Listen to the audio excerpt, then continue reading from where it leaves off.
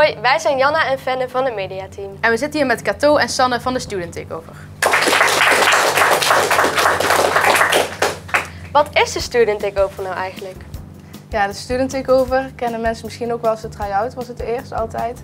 Het is een soort van talentenjacht voor alle leerlingen van het Rijland College, zodat wij ze een podium kunnen bieden.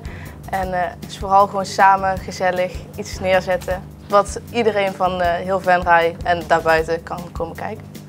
En kan iedereen zomaar meedoen met de Student Takeover? We hebben hier eigenlijk op school een soort auditieronde gedaan. Daar zijn posters voor neergehangen en daar kon iedereen van het Rijland College zich aanmelden die graag iets op het podium wou doen. Met een idee of zonder idee waar we ze bij hebben kunnen helpen om zelf om een goede act te verzinnen. Leuk. En je zei al dat het eerst de try-out heette. Waarom heet het nu dan de Student Takeover? Ja, de try-out, het concept werd steeds minder en er waren minder aanmeldingen. Er gingen minder mensen heen.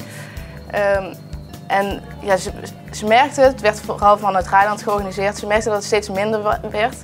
En toen hebben 2 jaar geleden leerlingen het opgepakt, want die zeiden van hey, wij willen ook nog steeds een try-out neerzetten. Maar ja, Rijland bood minder ondersteuning en daarom heet het de Student Takeover en daar gaan wij nu mee verder.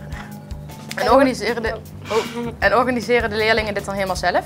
Ja, dit wordt volledig georganiseerd door in ons geval leerlingen van VWO 6 inderdaad. En hoe verloopt zo'n project dan? Eigenlijk zijn wij helemaal vanuit het niets begonnen. Wij zijn begonnen met het concept wat er lag en dat is de Student Takeover.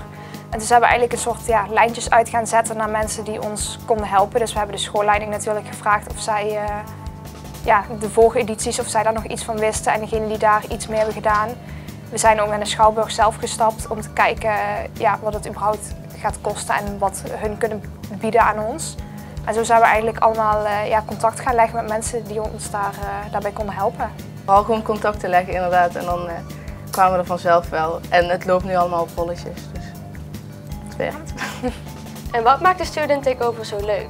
Ja, vooral wat ik al zei, het is super gezellig om het met z'n allen te doen. En alleen al het organiseren, daar halen wij heel veel energie uit. En om dan uiteindelijk op dat podium te kunnen staan met z'n allen en dan te kunnen zeggen van we hebben dit gedaan, we hebben hier iets leuks neergezet en mensen hebben ervan kunnen genieten. De lachende gezichten zien, ja dat is gewoon, geeft ons nu al kriebels in ons buik zeg maar. En verzinnen de leerlingen die meedoen zelf een act of worden die toegewezen? Ja, die verzinnen vooral zelf een act. De meesten komen al van we willen een zangact of een dansact. En daar hebben we al audities voor gedaan.